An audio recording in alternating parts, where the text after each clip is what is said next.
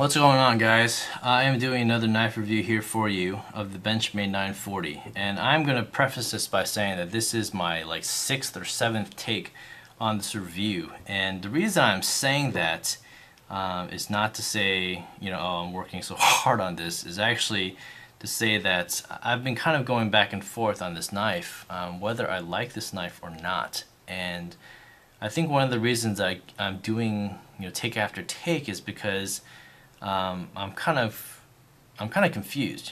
This is a knife that I used to own before I started doing reviews, and I wanted to get another one so that I could review it. And so now I have one in my possession, and I'm not sure what to think about it. After this year and a half or so of knife collecting and just experiencing all these different knives in my collection, to be honest, this is a very light EDC blade, aluminum handles, titanium backspacer. This is a titanium clip that I added onto it. 3.4 inches of S30V blade steel. All are great features. I would say a year ago, in my collection, but right now, S30V is standard, pretty much. Aluminum handles is substandard, when it comes to titanium. Axis lock is a lock that I don't like, and all that kind of stuff. And but I don't know. I'm trying to speak in terms of for those that are watching my channel.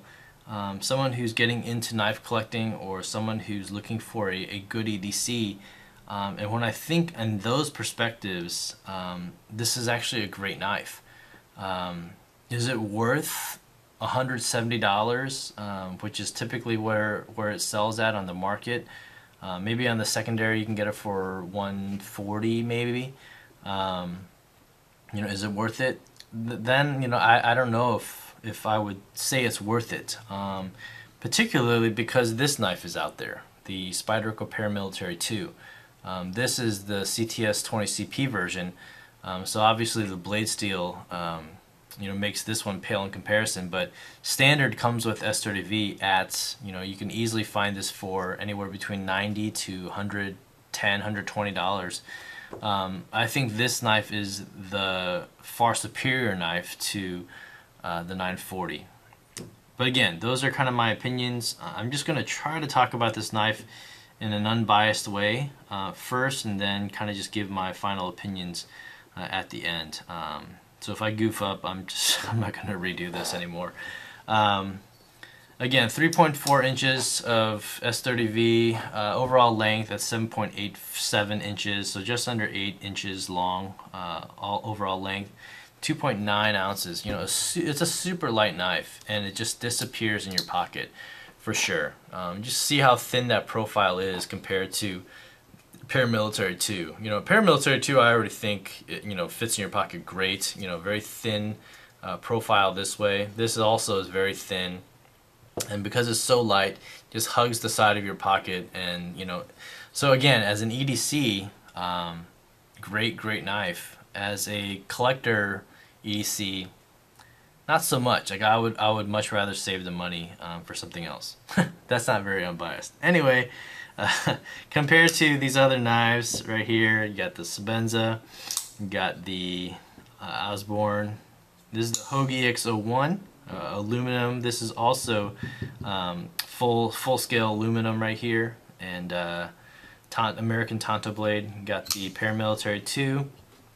And then Benchmade's other flagship, the Mini Griptilian or Griptilian series, this one with the Wilkins grip. Obviously, lengthwise it's almost the same. The Sebenza, I believe, is 3.625 inch blade. This one being 3.4. Not as much blade cutting surface as the Sebenza. The Sebenza's got a little more belly and all that kind of stuff. This, the reverse, it's got a reverse Tonto blade that Warren Osborne designed, and it's a design that I really like. I like the fact that it has the belly. I like that it has you know, reinforced tip and all that kind of stuff. But you know,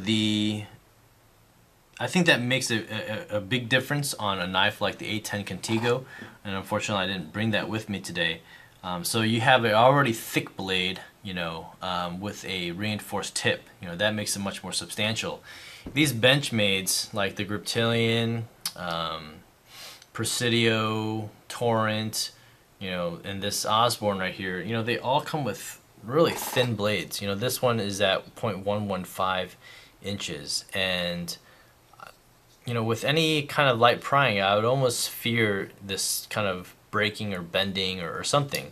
And you know, I think that's one of the reasons why I'm not a huge fan of these older Benchmade knives. I've got the Mini Onslaught, which I love the design of, but that's also a very, very thin, at least it tapers to a really, really thin edge. I think that blade stock starts, I think probably around 0.115 as well, if I'm not mistaken.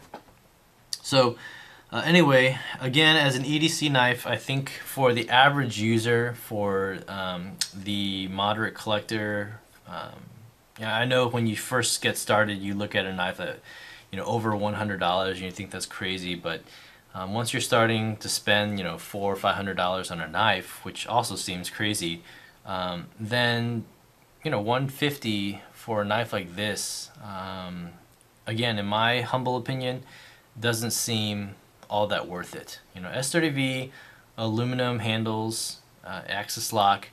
To me, it's not even close to, you know, something that I would enjoy using. I mean, there's nothing wrong with S30V, but again, with the size of this blade and handle materials and all that kind of stuff, it's just, I mean, titanium S35VN and, you know, micarta inlays and all that kind of stuff. Even, you know, this knife with aluminum handles with 154 cm, but this massively thick Tanto blade as a tactical blade, button lock and all that kind of stuff. You know, you can easily find a EX01 for probably around 110, you know, 115 possibly. And I think this is a much, I don't know, that's my own preference in terms of the blades that I like to carry. So yeah, that for you it might not even it might not matter. So anyway, I'm kind of just rambling now. So here we go. Quick comparison between, I'm just going to assume that this is a standard paramilitary 2. So let me just move these knives here so I don't get distracted, because I think my mind is just scrambled right now. Between these two knives, again, at 150 versus 100, well, let's just say on average, for a regular paramilitary 2 with black scales or camo scales, S35 blade steel. Here you see the blade thickness comparison. The paramilitary is at 3.5 millimeters thick, a much more substantial blade. The tip is maybe thinner, you know, but it's a full flat ground blade. So as a slicer, I believe that the paramilitary 2 works as a better slicer. Ergonomics, I feel like this one handles or fills the hand much better. Just the curves, the secondary choil right here that you can choke up on works really well for the knife.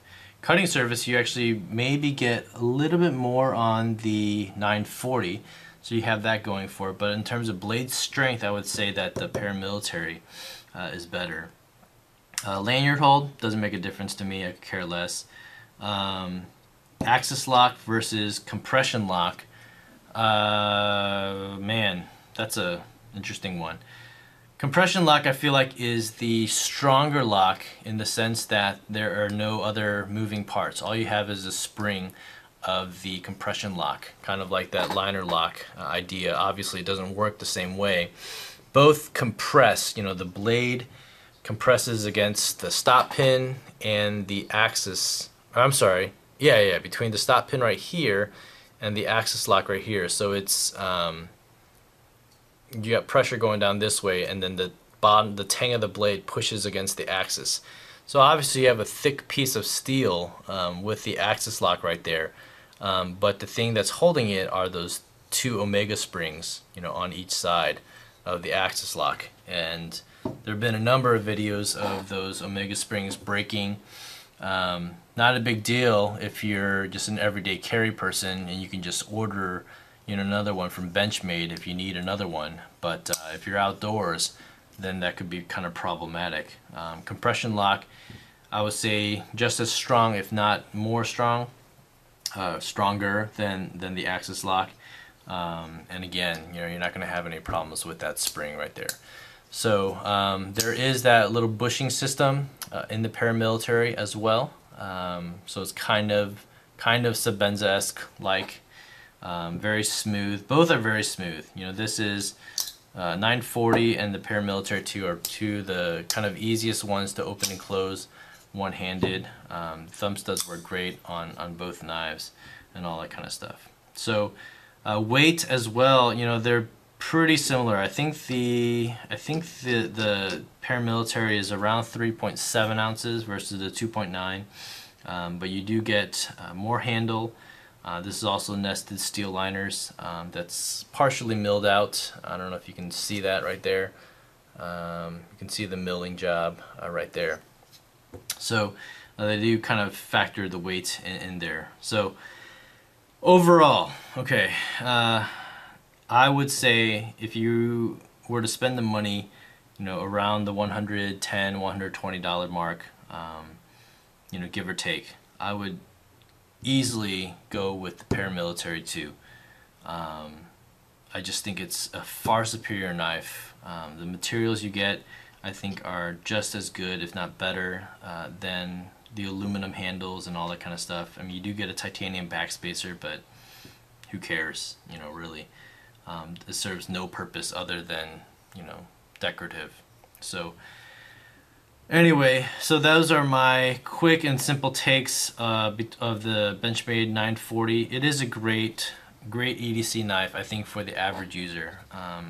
Given my experience, you know, it's not like I'm railing the paramilitary as, you know, like it's a bad knife after collecting higher end knives. I think the paramilitary 2 is an awesome knife, you know, functional jimping, great ergonomics, you know, reverse grip and all that kind of stuff. It's just so awesome. Compression lock. This knife, just, I don't know, it just doesn't quite do it for me. So yeah, so if I were to rate it unbiasedly, I would probably give it about a 6 or 7 out of 10 in terms of, you know, cost and quality and all that kind of stuff. And the paramilitary, I would probably easily give it like a 9 to 9.5 in terms of cost per value ratio and all that kind of stuff. So, alright guys, so that is my thoughts and opinion of the 940. Let me know what you guys think about it. I actually haven't seen any new reviews go up on the 940 recently, but it was a highly reviewed knife in the past couple years or so. And I think well deserved for sure. But right now, with my current lineup, I don't think it matches up in terms of its value and all that kind of stuff. Alright guys, that's my take on the 940 Osborne. Let me know what you guys think in the comments down below, and appreciate you guys watching the video, and I'll see you guys on the next vid. Take care. Bye.